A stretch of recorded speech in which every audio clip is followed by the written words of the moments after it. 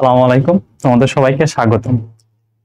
আমরা এখানে কবির স্যারের যে অনুসরণী প্রশ্নগুলো আছে এগুলা সলভ করার চেষ্টা করব। তো আজকে আমরা তড়িৎ রসায়নটা শেষ করার চেষ্টা করব। তোমরা অনুসরণী সলভের ক্ষেত্রে আগে এরকম এভাবে পড়বা। প্রথমে আমাদের যে হাজারিনাক স্যারের বইটা আছে ওটা আমরা শেষ করব আগে। ওটা শেষ করার পরে আমরা একটু কবির স্যারেরটা দেখে যাব। তো কবির স্যারের যে অনুশীলনী সলভগুলো অনুশীলনী প্রশ্নগুলো আছে সেগুলো শুধু আমরা কবির স্যারের যে প্রশ্নগুলো আছে সেগুলোই দেখবো, কোনো অনুধাবন দেখবো না, আর কোনো বোর্ড কোয়েশ্চেন প্রশ্ন আমরা এখান থেকে দেখবো না। আমরা এগুলো কোত্থেকে সলভ করবো? ওই যে হাজারিনাক তো আমরা সলভ করে রেখেছি। তো আমরা কি করবো, প্রথমে হাজারিনাক স্যারটা সলভ করব, ওইখানে আমার ক্লাস আছে ওগুলো আগে করব। এরপর চাইলে আমরা কি করব, কবির স্যারেরটা শেষ করব। ঠিক আছে? কবির স্যারের তেমন কিছুই নাই, হাজারি স্যারের প্রশ্নগুলাই অধিকাংশ ক্ষেত্রে এখানে কমন পড়ে যাবে, আমি তোমাকে দেখাই দিব। ঠিক আছে? আচ্ছা, চলো আমরা স্টার্ট করি। হ্যাঁ, ওকে। এখানে কি বলা আছে, প্রথম প্রশ্ন থেকে আমরা শুরু করি। বলা আছে প্রমাণ হাইড্রোজেন গ্যাস তড়িৎদ্বারে কলম নেই। আচ্ছা, প্রমাণ হাইড্রোজেন গ্যাস তড়িৎদ্বারে অ্যাসিড দ্রবণের ঘনমাত্রা কত আমাদের বের করতে হবে। আমরা কিন্তু পড়েছিলাম নির্দেশকের মধ্যে যে প্রাইমারি নির্দেশক ছিল, প্রাইমারি নির্দেশক তড়িৎদ্বার, সেটা আমরা কি ইউজ করি? হাইড্রোজেনটা ইউজ করে থাকি। প্রাইমারি গ্যাস তড়িৎদ্বারে আমরা হাইড্রোজেনটা ইউজ করে থাকি। এই হাইড্রোজেনের ঘনমাত্রা কত ছিল ভাইয়া? 1 মোলার ছিল। ঠিক আছে? ঘনমাত্রা ছিল 1 মোলার। ঠিক আছে? কিন্তু তার ভোল্টেজ যদি বলি, ভোল্টেজ ছিল 0 ভোল্ট। ঠিক আছে? এটা কত তাপমাত্রায় আমরা দেখছিলাম ভাইয়া? 25 ডিগ্রি সেলসিয়াস তাপমাত্রা। ওই যে আমাদের যে কি বলতো কক্ষ তাপমাত্রা, 25 ডিগ্রি সেলসিয়াস তাপমাত্রায় আমরা দেখেছিলাম। ঠিক আছে? ওকে, এখন আমরা একটু দেখো, এই যে অনুধাবন বা হচ্ছে যে এরকম প্রশ্নগুলো মেডিকেল কোশ্চেনে আমাদের আসে না, তো এগুলো আমরা কি করতেছি? স্কিপ করতেছি। ওকে, এরপরে দেখি আমরা, দেখো 2 দরকার নাই, 3 দরকার নাই, 4, আমরা 5-এর মধ্যে চলে যাই। 5 নম্বর প্রশ্নটা কি বলা আছে? কোনটি রিচার্জ যোগ্য ব্যাটারি? রিচার্জ যোগ্য, এটা কি করতে আমরা রিচার্জ করতে পারবো। ভাইয়া আমরা পড়ছি লিথিয়াম আয়ন ব্যাটারি যেটা আছে সেটা কি করতে পারি? আমরা রিচার্জ করতে পারি। এই যে আমাদের ল্যাপটপ বলো, মোবাইল বলো, সবগুলোর মধ্যে কি আছে বলতো? লিথিয়াম আয়ন ব্যাটারি আছে, যেটা দ্বারা আমরা কি করতে পারি? পুনরায় রিচার্জ করতে পারি। ঠিক আছে? কিন্তু যে লিথিয়াম ব্যাটারি আছে এটা কিন্তু আমরা কি রিচার্জ করতে পারি না। ঠিক আছে? যেগুলো রিচার্জ করা যাবে না সেগুলোকে আমরা লিথিয়াম ব্যাটারি। ঠিক আছে? আচ্ছা, লিথিয়াম ব্যাটারি একটা উল্লেখযোগ্য আমরা ব্যবহার করছিলাম ওই যে হার্টের পেস মেকার। ঠিক আছে? হার্টের পেস মেকার আমরা লিথিয়াম ব্যাটারিটি ইউজ করে থাকি। আর শুষ্ক কোষ আমরা পড়ছিলাম হচ্ছে দেয়াল ঘড়ি বলো বা আমাদের রিমোট বলো, এগুলোতে আমরা কি শুষ্ক কোষ ইউজ করে থাকি। ঠিক আছে? আর ফুয়েল সেল তো ফুয়েল সেলই। তো আমরা বলবো এখানে রিচার্জযোগ্য হচ্ছে লিথিয়াম আয়ন ব্যাটারি। একটু ফাস্ট আগাই। এরপরে দেখো বলা আছে জিঙ্ক সালফেট একটা দ্রবণ। ঠিক আছে? জিঙ্ক সালফেট দ্রবণে আমরা 1 কুলম্ব তড়িৎ চার্জ প্রবাহিত করলে অ্যানোডে, ঠিক আছে, অ্যানোডে দ্রবীভূত জিঙ্কের পরিমাণ বের করতে বলছে। হ্যাঁ, পরিমাণ বলতে আমরা ডব্লিউ দ্বারা বোঝাই। ঠিক আছে? ডব্লিউ কে বোঝাই। তোমরা ফর্মুলা দিয়েও করতে পারো, কিংবা এখানে আমরা ঐকিক নিয়মে করতে পারি। একটু দেখি, দেখো এখানেই তোমাদেরকে আমি দেখাই দিচ্ছি এই প্রশ্নটা। দেখো জিঙ্ক সালফেট, হ্যাঁ, জিঙ্ক সালফেটকে যদি আমরা কি করি, তড়িৎ বিশ্লেষণ করি, তাহলে কি হবে? জিঙ্ক 2+ তৈরি হবে। ঠিক আছে? এই জিঙ্ক 2+টা কি করে তো বলতো ভাইয়া? জিঙ্ক আয়নে পরিণত হবে, না জিঙ্কে পরিণত হবে। তারা কি করে? 2টা ইলেকট্রন গ্রহণ করে। এখন একটু মনে রাখবা ভাইয়া, জয়টা ইলেকট্রন গ্রহণ করবে তত ফ্যারাডে বিদ্যুৎ প্রয়োজন পড়ে। ঠিক আছে? তাহলে আমাকে বলো, এখানে জিঙ্ক আমরা দেখতে পাচ্ছি 2টা ইলেকট্রন আদান প্রদান হচ্ছে, তাহলে এখানে আমরা 2 ফ্যারাডে, ঠিক আছে, 2 ফ্যারাডে বিদ্যুৎ লাগবে। তাহলে আমরা এইভাবে সুন্দর করে গুছায় লিখতে পারি না? আচ্ছা, 2 ফ্যারাডে বিদ্যুৎ, ঠিক আছে, 2 ফ্যারাডে বিদ্যুৎ প্রবাহিত করলে জিঙ্ক সঞ্চিত হবে। সঞ্চিত জিঙ্কের পরিমাণ কত বলতো ভাইয়া? আমরা জানি সঞ্চিত জিঙ্কের পরিমাণ 1 মোল জিঙ্ক। আমরা জানি 1 মোল জিঙ্কের মধ্যে কত থাকে বলতো ভাইয়া? ঠিক আছে, এটা কত নম্বর করতেছি? 6 নম্বর। ওকে, আচ্ছা, তাহলে আমরা কি জানি বলতো? 1 মোল হচ্ছে যে জিঙ্কের পরিমাণ হচ্ছে যে 65.4। ঠিক আছে? 65.4 গ্রাম। ওকে, আমরা জিঙ্কের জানি। আচ্ছা ভাইয়া, এখানে কি ভাই ফ্যারাডের কথা বলছে? না ভাই, এখানে কুলম্বের কথা বলছে। ভাই এটা কি আমরা জানি? 1 ফ্যারাড ইজ ইকুয়াল টু, একটু লিখে ফেলো, 1 farad is equal two 96,500 coulomb. ঠিক আছে? 1 farad is equal two 96,500 coulomb. তাহলে 2 ফ্যারাডে কত ভাইয়া? 2 ফ্যারাডে মানে হচ্ছে যে 2 × 96,500 কুলম্ব। ঠিক আছে? এত কুলম্বের মধ্যে আমাদের জিঙ্ক সঞ্চিত হয় কত? 65.4 গ্রাম। ঠিক আছে? আচ্ছা, আমাদেরকে কি বের করতে হবে বলতো ভাইয়া? বলছে এখানে 1 কুলম্ব। তাহলে ঐকিক নিয়মে সহজভাবে করা যায় না? সুতরাং 1 কুলম্ব চার্জ প্রবাহিত হলে এখানে জিঙ্ক সঞ্চিত হবে কত হবে বলতো? 2 × 500। এখন এটা করতে গেলে ভাই কি করতে হয়, আমাদের ক্যালকুলেটর ইউজ করতে হয়, তাই না? ক্যালকুলেটর ইউজ করে দেখবা এর মানটা হবে 0.338 গ্রাম। ঠিক আছে, আচ্ছা ভাই এইটাই হচ্ছে ভাই তড়িৎ রাসায়নিক তুল্যাঙ্কের মান, আমরা যে জ্যাট বলি না, জ্যাট, ঠিক আছে, W is equal two ZIT, ওই জেডটাকে আমরা তড়িৎ রাসায়নিক তুল্যাঙ্ক। এখন ভাই কিছু পদার্থের কিছু মৌলের আমরা কি তড়িৎ রাসায়নিক তুল্যাঙ্কের মানটা একটু মুখস্থ রাখবো, এটা খুবই ইম্পর্টেন্ট। ঠিক আছে, কিছু আমাদের মনে রাখতে হবে। প্রথমে চিন্তা করবো রূপা বা সিলভার। ঠিক আছে, সিলভারের তড়িৎ রাসায়নিক তুল্যাঙ্কের মানটা একটু মুখস্থ করতে হবে। এটা হচ্ছে তুমি মনে রাখবা রূপাতে কয়টা শব্দ, রূপা দুইটা শব্দ না, তাহলে তুমি মনে রাখবা এর হচ্ছে যে দুইটা দশমিকের পরে দুইটা শূন্য দিবা, দুইটা শূন্য। ঠিক আছে, হয়ে গেছে। এরপর কত রাখতে হয় মনে রাখতে চাইলে পারবা, চাবা, আর না হলে দরকার নেই। 118 হয়। ঠিক আছে, গ্রাম পার কুলম্ব। ঠিক আছে, তাহলে সিলভার কয়টা বলছি বলতো, দুইটা শূন্য হয়। এরপর মনে রাখবো ভাইয়া কপার। ঠিক আছে, কপারের মধ্যে তিনটা শূন্য, কপারও কয়টা ওয়ার্ড, তিনটা, তাহলে কয়টা হচ্ছে বলতো ভাইয়া, তিনটা শূন্য, তিনটা শূন্য দিয়ে দিলাম। এরপর মনে রাখবা 229 না 329, সরি, হ্যাঁ 329 গ্রাম পার কুলম্ব। ঠিক আছে, এই দুইটা। এরপর হচ্ছে জিঙ্ক মনে রাখবা, জিঙ্ক হচ্ছে যে কপারের মতো তিনটা শূন্য। ঠিক আছে, 0.000 তিনটা শূন্য আর 338 গ্রাম পার কুলম্ব। এরপর মনে রাখবা হাইড্রোজেন, হাইড্রোজেনে থাকে চারটা শূন্য। ঠিক আছে, চারটা শূন্য মনে রাখতে পারলেই হয়েছে। এরপর কি বলতো, চারটা শূন্য পর 10 447 গ্রাম পার কুলম্ব। তো এইটা কি করবো, আমরা মুখস্থ করে ফেলবো এই চারটা মান। ঠিক আছে, এটা যদি আমরা পারতাম তাহলে আমরা দেখতে পারতেছি না জিঙ্কের কথা হবে বলতো 0.30338। ওকে, এই চারটা মান আমরা একটু মনে রাখবো। আচ্ছা, এটা কোথায় করছি ভাই, ওইখানে করে ফেলছি। ঠিক আছে, যেখানে ছোটখাটো জায়গা পাবো ওইখানে আমরা রাফ করে ফেলবো। আচ্ছা, এরপর চলে আসি আমরা 7 নম্বর প্রশ্নে। কি বলা আছে, সিলভার নাইট্রেট দ্রবণে। ঠিক আছে, সিলভার নাইট্রেট দ্রবণে আমরা কয় মিনিট করব, 60 মিনিট। তাহলে এখানে টি এর মান কত দেওয়া আছে বলতো, 60 মিনিট। মিনিটে করা হয়, সেকেন্ডে করা হয়, তাহলে হচ্ছে 60 × 60 সেকেন্ড। ধরে 5 এম্পিয়ার, তাহলে এটি কিসের মান দেওয়া আছে, আই এর মান দেওয়া আছে। কারেন্ট চালনা করলে ক্যাথোডে কত গ্রাম সিলভার জমা হবে, তার মানে কি ডব্লিউ এর মানটা বের করতে বলছে। ঠিক আছে, আমরা পড়ছি ভাইয়া W is equal two ZIT, আবার Z থেকে আমরা জানি W is equal two ZIT। ঠিক আছে, W is equal two ZIT, Z আবার ইজ ইকুয়াল টু আমরা লিখতে পারি Z is equal two M/EF। ঠিক আছে, আর IT। ঠিক আছে, এটা আমরা কি লিখছি, Z এর মান লিখছি। Z মানে কি, পারমাণবিক ভর ডিভাইডেড বাই ওই যে আদান প্রদানকৃত ইলেকট্রনের সংখ্যা। ঠিক আছে, ওইটাকে আমরা ই দ্বারা প্রকাশ করতেছি। আর F কি, 96,500 কুলম্ব। আই হচ্ছে যে তড়িৎ প্রবাহ, টি হচ্ছে যে সময়। তাহলে আমরা একটু লিখে ফেলি, এখানে কি বলতো ভাইয়া, কি সঞ্চিত হবে, সিলভার সঞ্চিত হবে। সিলভারের আণবিক ভর আমরা জানি, পারমাণবিক ভর কত বলতো, সিলভারের 108। এখন বলতো ভাইয়া সিলভার আমরা যদি জমা করতে যাই, এটার বিক্রিয়াটা হয় কি বলতো, সিলভার প্লাস থেকে সিলভার তৈরি হয়। তার মানে কি, সে একটা ইলেকট্রন গ্রহণ করে। ঠিক আছে, একটা ইলেকট্রন গ্রহণ করে, তাহলে কয়টা ইলেকট্রন গ্রহণ করতেছে, 1 মোল ইলেকট্রন গ্রহণ করতেছে। ওই 1 মোল ইলেকট্রন আমরা লিখে ফেলবো 1 × 96,500 ইন্টু আই এর মান কত আছে 5 এম্পিয়ার, আই এর মান, আর টি এর মান কত আছে 60 × 60। ঠিক আছে, এটা করতে গেলেও ভাই কিসের প্রয়োজন বলতো, ক্যালকুলেটরের প্রয়োজন। ঠিক আছে, তো দেখবা এটার মানটা কত দেওয়া আছে, একটু দেখি। 7 এটার অ্যান্সার দেওয়া হচ্ছে যে, আচ্ছা অ্যান্সারটা তোমরা একটু লিখে দিও। এই ম্যাথগুলা ক্যালকুলেটর ছাড়া করা যাবে না, তো এইগুলা আসবে না, বুঝতে পারছি, কিন্তু কিভাবে করতে হয় এটা তোমাকে একটু দেখায় দিলাম। ঠিক আছে, যখন তোমার মনে করো সময় থাকবে, যদি আসলো আর কি, তখন কি করবা, এটা রাফ তুমি তোমার হাতের মতো করে ফেলবা। ঠিক আছে, ওকে। এরপরে যাই আমরা প্রশ্নের মধ্যে। দেখো এগুলো অনুধাবন বা এইসব প্রশ্ন দরকার নাই। ঠিক আছে, যত কম পড়তে পারো কবির স্যার থেকে, আমরা হাজারিন একটা পুরোটা ভালো করে শেষ করছি। ওকে, আচ্ছা দেখো এখানে বলছে তামার প্রমাণ বিজারণ বিভবের মান কত। ঠিক আছে, বিজারণ বিভবের মান কত তামার। তুমি একটু জিনিস মনে রাখবা, আমরা যেহেতু বিজারণ বিভব চলে আসছে, আমরা একটু দেখি। হ্যাঁ, এখানে না, এখানে একটু দেখি। দেখো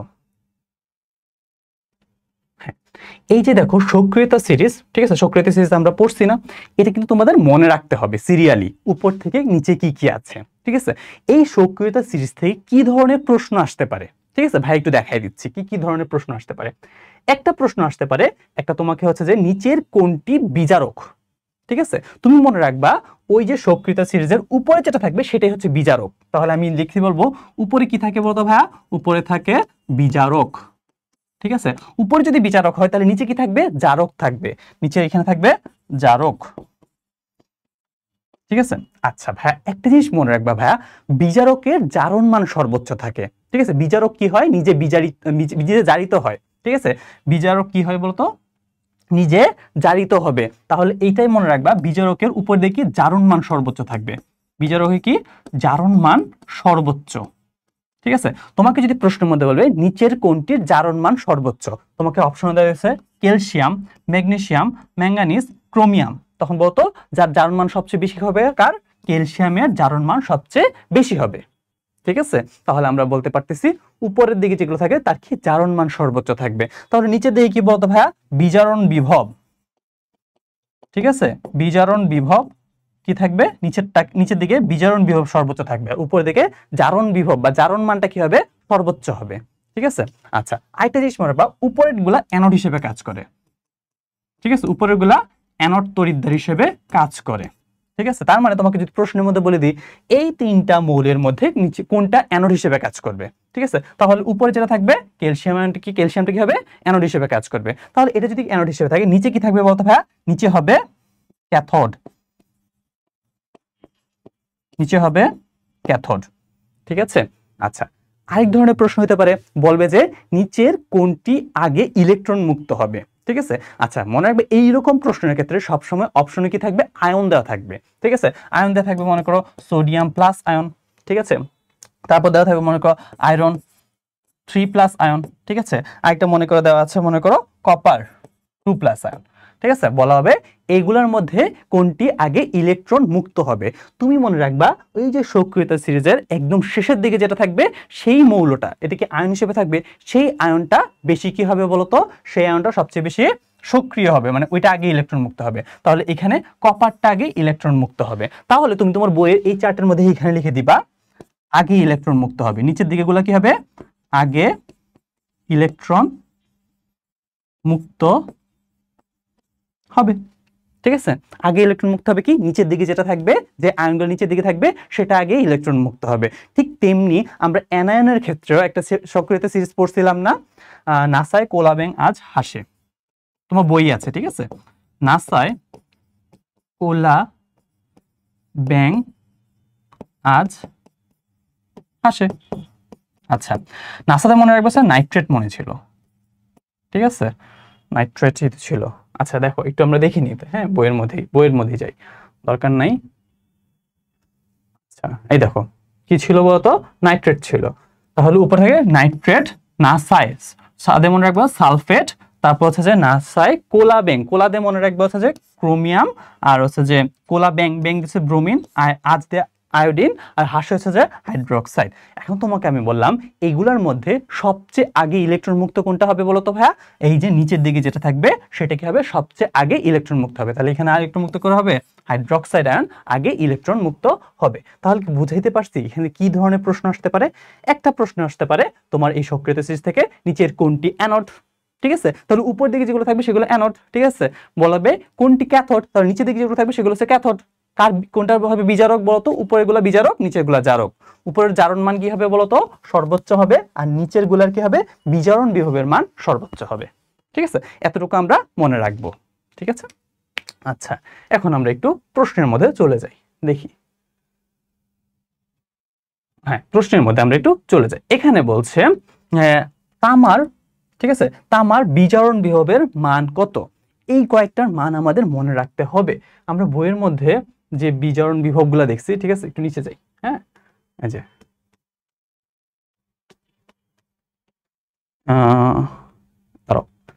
নিচের দিকে আছে, আমরা চারটা বের করি জারণ মানগুলা। হ্যাঁ এই দেখো এই যে চারটার মধ্যে কিছু কিছু আমরা কি করব বলতো, জারণ মান বা বিজারণ মানটা আমরা মনে রাখবো। দেখো তো ভাইয়া এখানে কি লেখা আছে, লিথিয়াম প্লাস থেকে লিথিয়াম আয়ন লিথিয়াম দেওয়া আছে, মানে আয়ন থেকে তুমি লিথিয়াম মৌল তৈরি করবা। তার মানে কি এর জারণ মান কত বলতো ভাইয়া, +1। ঠিক আছে, +1 থেকে এর জারণ মান কত বলতো ভাই, 0। +1 থেকে 0 হয়ে গেছে, তার কি জারণ মান কমে গেছে। ঠিক আছে, মনে রাখবা যার জারণ মান কমে, ঠিক আছে মানে কি জারণ মান কমতেছে, সেটা কি বিজারিত হচ্ছে। তাহলে এটা কি বোঝাচ্ছে, বিজারিত হচ্ছে, বুঝাইতে পারছি? তাহলে এটা কি বিজারিত বুঝছে। তাহলে লিথিয়াম আয়ন থেকে যখন লিথিয়াম তৈরি হবে তখন এটা কি বিজারিত হচ্ছে। তাহলে এখানে যে বিভবের মানটা দেওয়া আছে, তাহলে এটা কি মান দেওয়া আছে বলতো ভাইয়া? এটা হচ্ছে বিজারণ বিভবের মান দেওয়া আছে। ঠিক আছে, তাহলে লিথিয়ামের এটা কি বিজারণ বিভব, লিথিয়ামের বিজারণ বিভব দেওয়া আছে। এখন কথা হচ্ছে ভাইয়া, এই যে লিথিয়ামের তুমি কি এখান থেকে জারণ বিভব বের করতে পারবা? হ্যাঁ, খুব সহজ। মনে করো এটা জারণ বিভব মানে কি, লিথিয়াম কি হচ্ছে জিরো থেকে কি তৈরি করবা, লিথিয়াম প্লাস তৈরি করবা, তার কি জারণ মান বাড়তেছে, তাহলে জারণ বিভব বোঝাচ্ছে। এর জারণ বিভব কি হবে, বিজারণ বিভবটাকে তুমি মাইনাসটাকে সরাই দিবা, তাহলে এটা কি হবে, জারণ বিভব হয়ে যাবে। তাহলে এর জারণ বিভব কত বলতো, 3.04, 3.04। দেখছো, এটা আমি কি বোঝাচ্ছি, এটা হচ্ছে যে জারণ বোঝাচ্ছে, জারণ হচ্ছে, আর বিজারণ কি আছে, মাইনাস আছে, তাহলে উল্টাই দিচ্ছে। ঠিক আছে, আমি এখানে তুমি কি কি পড়বা, এটা অবশ্যই অবশ্যই তুমি কি জিঙ্কেরটা মনে রাখবা, সোডিয়ামেরটা মনে রাখবা, মানে দাগানো আছে। ঠিক আছে, আয়রনেরটা মনে রাখবা, কপারেরটা মনে রাখবা। ঠিক আছে, কপারেরটা মনে রাখবা। এখন দেখো তোমার প্রশ্নের মধ্যে বলা আছে বিজারণ বিভবের মান। ঠিক আছে, কপারের এখানে বিজারণ বিভব কত দেওয়া আছে বলতো ভাইয়া, প্লাস, ঠিক আছে, প্লাস দেওয়া আছে 0.34। কিছু যদি মনে রাখতে পারো অবশ্যই জিঙ্কেরটা মনে রাখবা, আর হচ্ছে যে কপারেরটা মনে রাখবা। ঠিক আছে, দেখো এখানে মানে হাইড্রোজেনকে আমরা জিরো ধরি। ঠিক আছে, হাইড্রোজেনকে জিরো ধরতেছি, জিরো ধরলে এর বিজারণ বিভবের নিচের গুলা বিজারণ বিভবের মান পজিটিভ হয়, আর উপরের দিকে বিজারণ মানগুলা নেগেটিভ হয়, তাহলে জারণ মানটা উল্টা হবে। মানে হাইড্রোজেনের উপরে থাকলে জারণ মান মানে পজিটিভ হবে, আর বিজারণ বিভবের মান কি হবে, নেগেটিভ হবে। তাহলে কপারের আমরা এটাকে বিজারণ বিভবের মান পেয়ে গেছি। এখন একটু প্রশ্নের মধ্যে যাই। ঠিক আছে, তাহলে আমরা দেখতে পাচ্ছি কপারের বিজারণ বিভবের মান হচ্ছে যে 0.34 ভোল্ট। আর যদি বলা হয় জিঙ্কের বিজারণ বিভব, জিঙ্কের বিজারণ বিভব অবশ্যই হবে মাইনাস দিতে হবে। ঠিক আছে, মাইনাস 0.76 ভোল্ট। ঠিক আছে, তাহলে আমরা দেখবো এটা কি চাইছে, হ্যাঁ বিজারণ বিভব চাইছে, তাহলে কি হাইড্রোজেনের নিচে যেগুলো আছে সেগুলো কি হবে, পজিটিভ হবে। ঠিক আছে, আর হাইড্রোজেনের উপরে যেগুলো হবে সেগুলো কি হবে, নেগেটিভ হবে। ওকে, আচ্ছা এখন একটু এই প্রশ্নের মধ্যে দেখি, নিচের কোনটি জারণ বিজারণ অর্ধকোষ। ঠিক আছে, দেখো অর্ধকোষ আমরা বইয়ের মধ্যে, ঠিক আছে, হাজার নাকি বইয়ের মধ্যে অনেকগুলো পড়ছি। তুমি মনে রাখবা যখন জারণ বিজারণ অর্ধকোষ বোঝাবে তখন মনে রাখবা একটা মৌলর দুইটা আয়ন থাকবে, সেটাকে আমরা কি বলবো, জারণ বিজারণ অর্ধকোষ বলবো। দেখো তো ভাইয়া এখানে সবগুলোর মধ্যে দেখো এখানে আয়রন আয়রন, ঠিক আছে, দুইটা কি একই মৌল না, একই মৌলে দুই ধরনের আয়ন দেওয়া আছে। কি আয়ন দেওয়া আছে, 2+ আয়ন দেওয়া আছে আর 3+ দেওয়া আছে। এরকম যখন উদাহরণটা থাকবে সেটা হচ্ছে জারণ বিজারণ অর্ধকোষ। আরো একটা আমরা উদাহরণ পড়ছিলাম, টিন 4+, ঠিক আছে, আর কি টিন 2+, ঠিক আছে, তাহলে এটাও কি একটা জারণ বিজারণ অর্ধকোষ। তাহলে এখানে জারণ বিজারণ অর্ধকোষ কোনটা, এটা হবে। ঠিক আছে, আচ্ছা অর্ধকোষ যেহেতু চলে আসছে, আমরা একটু বইয়ের মধ্যে যে অর্ধকোষ সবগুলো একটু পড়ে ফেলি। ঠিক আছে, একটু অর্ধকোষ সবগুলো সম্পর্কে আমাদের একটু আইডিয়া নিয়ে নিই। অর্ধকোষের পেজ 613, 613, 613। আচ্ছা একটু অর্ধকোষটা একটু পড়ে ফেলি, তোমরা সবাই পারো তবু একটু দেখিনি আমরা। হ্যাঁ 613, হ্যাঁ একটু দেখি আমরা। দেখো দেওয়া আছে তড়িৎদ্বার গুলার কি কি আছে। প্রথম তড়িৎদ্বার কি আছে বলছো ভাইয়া, দেখো প্রথম তড়িৎদ্বার সম্পর্কে বলা আছে ধাতু ও ধাতুর আয়ন, ধাতু ধাতুর আয়ন অর্ধকোষ। ঠিক আছে, অর্ধকোষ বলতে কি বোঝায়, এক সাইডে অ্যানোড থাকে এক পাশে ক্যাথোড থাকে। তুমি যদি শুধু অ্যানোড নিয়ে কথা বলো সেটা কি অর্ধকোষ হয়ে যাবে। ঠিক আছে, মানে আমি তোমাকে বলছিলাম মানে যখন আমরা সংকেত লিখি, দেখো এটা একটা সংকেত, ঠিক আছে, এই সংকেতের এই যে এতটুকু পর্যন্ত এটা কি অ্যানোড বোঝাচ্ছে আর এটা কি বোঝাচ্ছে, ক্যাথোড বোঝাচ্ছে। তাহলে আমরা একটু অ্যানোড নিয়ে চিন্তা করি, অ্যানোডের মধ্যে কি থাকবে, ধাতু থাকবে, ধাতুর আয়ন থাকবে। দেখো তো ভাইয়া এখানে প্রথম যেটা আছে কি ধাতু দেওয়া আছে না, এই পাশে কি আছে ধাতু, জিঙ্ক কি সলিড রাখা থাকবে। মনে রাখবা ধাতু সবসময় কি থাকে, সলিড থাকে। ঠিক আছে, ধাতু কি সলিড, এই যে সলিড দেওয়া আছে। ঠিক আছে, এর সাথে কি ধাতুর আয়ন, দেখো তো ধাতুর বা আয়ন আছে না। ঠিক আছে, এখন একটু মনে রাখবা আয়ন থাকলেই হবে না, এটা কি হতে বলতো, একুয়াস হতে হবে, তখন এটা কি দ্রবণীয় হবে। ঠিক আছে, তাহলে আমরা দেখতে পারতেছি কি বলতো, জিঙ্ক আছে সলিড আকারে, তাহলে ধাতু হয়ে গেছে, এই যে ধাতু লিখে ফেলছি। ধাতুর আয়ন, ধাতুর আয়ন, এই যে ধাতুর আয়ন, ঠিক আছে, আয়নটা কি হবে বলতো, অবশ্যই একুয়াস হবে। তাহলে এটা একটা কি অর্ধকোষ বোঝাচ্ছে। ঠিক আছে, ধাতু ধাতুর আয়ন অর্ধকোষ, এটা একই রকমই, সলিড আছে পরে কি আছে, একুয়াস আছে, হয়ে গেছে। দ্বিতীয় উদাহরণটা দেখি, দ্বিতীয় কি আছে, ধাতু ধাতুর অদ্রবণীয় লবণ। ঠিক আছে, প্রথমে ধাতু হবে, দেখো তো একটা উদাহরণ কি দেওয়া আছে, প্রথমে সিলভার দেওয়া আছে, সিলভার কি সলিড ফর্মে আছে, আমরা বলছিলাম ধাতু সবসময় কি সলিড থাকে, তাহলে এটা ঠিক আছে। এখন বলবো ধাতুর অদ্রবণীয় লবণ, ধাতুর লবণ মানে কি, তার সাথে কি আমরা কি করবো বলতো, হ্যালাইড, হ্যালোজেন অ্যাড করে দিব। তাহলে দেখো তো এখানে কি সিলভার ক্লোরাইড দেওয়া আছে না, তাহলে এটা কি একটা ধাতুর লবণ। ধাতুর লবণটা কি থাকতে হবে ভাইয়া, অদ্রবণীয় হতে হবে। এখন যদি এটা একুয়াস হয়ে যেত তাহলে এটা কি দ্রবণীয় হয়ে যেত। যেহেতু এটাকে অদ্রবণীয় করতে হবে তাহলে অবশ্যই এটা কি দিতে হবে, খুব ইম্পর্টেন্ট, এটা কি রাখতে হবে, সলিড রাখতে হবে, এটা রাখতে হবে সলিড। ঠিক আছে, তাহলে আমরা বলতেছি ধাতুর অদ্রবণীয় লবণ। এই যে ধাতু, ঠিক আছে, ধাতুর লবণ কি আছে, অদ্রবণীয়, এই জন্য এটা কি সলিড আছে, তাহলে ধাতুর লবণ কি আছে, অদ্রবণীয় লবণ অর্ধকোষ। তাহলে এটা কি হবে, অ্যান্সার। তোমরা বইয়ের মধ্যে একটা আছে আমাদের অ্যামালগাম, ঠিক আছে, মার্কারি তড়িৎদ্বার অর্ধকোষ, এটা দেখলে তোমরা মনে করেছে অ্যামালগাম, মানে দেখো তোমাকে দেখাই দিচ্ছি, ধাতু অ্যামালগাম অর্ধকোষ। আসলে না, একটু ভালো করে দেখো, এটা একটা এক্সেপশন, মানে এটা খুব ভালো করে মনে রাখবা, ঠিক আছে, স্টার মার্ক। দেখো এটা বলছে ধাতু, ঠিক আছে, দেখো তো মার্কারি কি, মার্কারি একটা ধাতু, কিন্তু মনে রাখবা পৃথিবীতে একমাত্র ধাতু যেটা লিকুইড ফর্মে থাকে এটা কি, মার্কারি। তাহলে মার্কারি কি সলিড পাবো না, তাহলে মার্কারিটা কি হবে বলতো, লিকুইড হবে, তাহলে এটা একটা ধাতু পাইছি। ঠিক আছে, কি বলছে, ধাতুর অদ্রবণীয় লবণ। দেখো তো ভাইয়া, এটা ধাতুর লবণ আছে না, ধাতুর লবণ আছে, তার সাথে কি আছে, এটা সলিড ফর্মে আছে, এটা কি আছে, সলিড ফর্মে আছে, তাহলে অদ্রবণীয় লবণ হয়ে গেছে। তাহলে ধাতুর অদ্রবণীয় লবণের উদাহরণ কোনটা, এইটা। ঠিক আছে, পারবো আমরা।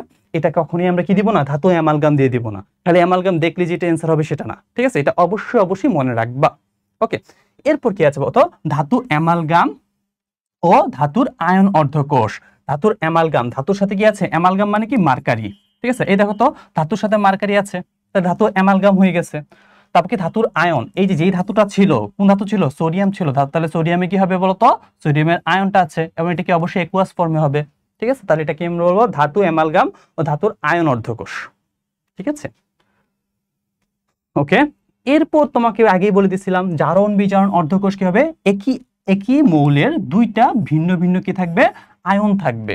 ঠিক আছে, একই মৌলের দুইটা ভিন্ন ভিন্ন আয়ন, সেটা কি হবে বলতো, সেটা হবে জারণ বিজারণ অর্ধকোষ। জারণ বিজারণ অর্ধকোষের মধ্যে আমরা কি তড়িৎদ্বার হিসেবে কি নেই বলতো, তড়িৎদ্বার হিসেবে আমরা প্লাটিনাম অথবা গোল্ড নিয়ে থাকি। ঠিক আছে, প্লাটিনাম গোল্ড কেন নিয়ে থাকি, এটা হচ্ছে সবচেয়ে বেশি নিষ্ক্রিয়। ঠিক আছে, নিষ্ক্রিয় ধাতু হিসেবে আমরা কি নেই, প্লাটিনাম এবং কি গোল্ড নিয়ে থাকি। ঠিক আছে, আচ্ছা, এখন লাস্টে আছে গ্যাস অর্ধকোষ। গ্যাস অর্ধকোষ মানেই মনে রাখবে এখানে কি থাকবে, গ্যাস থাকবে। ঠিক আছে, এখানে নিষ্ক্রিয় ধাতু হিসেবে আমরা কি প্লাটিনাম তড়িৎদ্বারটা ইউজ করে থাকি। ঠিক আছে, এবার এটা কিভাবে বুঝবো ভাইয়া, গ্যাস অর্ধকোষের মধ্যে মনে রাখবা অ্যানোডের মধ্যে কি থাকবে, এই দেখো এটা কি হাইড্রোজেন আছে, হাইড্রোজেনটা কি আকারে আছে ভাইয়া বলতো, গ্যাস আকারে আছে। ঠিক আছে, হাইড্রোজেনটা গ্যাস আকারে, এরপর এটা অ্যাকুয়াস তৈরি হচ্ছে, যেহেতু এটা গ্যাস পেয়ে গেছি তাহলে এটা কি হবে, গ্যাস অর্ধকোষ। ঠিক তেমনি দেখো ক্লোরিনটা কি আছে, গ্যাস ফর্মে আছে। ঠিক আছে, এবং তার সাথে কি একটা প্লাটিনাম আছে না, এটা খুব ইম্পর্টেন্ট, প্লাটিনাম আছে, তাহলে এটা কি হবে, গ্যাস অর্ধকোষ।